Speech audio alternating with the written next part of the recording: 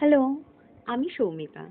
রোজকার এই একঘেয়েমি জীবন থেকে একটুখানি মুক্তি পেতে হঠাৎ করেই দুদিনের জন্য চলে গেছিলাম নর্থ বেঙ্গল।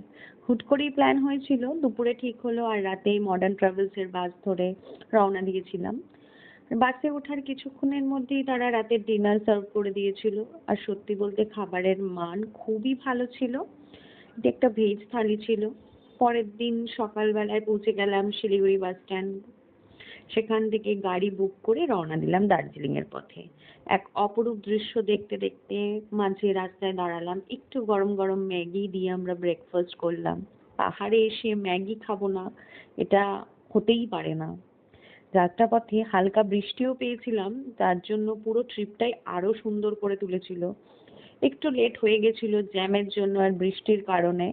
আমাদের দার্জিলিং ঢুকতে ঢুকতে অনেকটাই লেট হয়ে গেছিল। আজকের জন্য টাটা।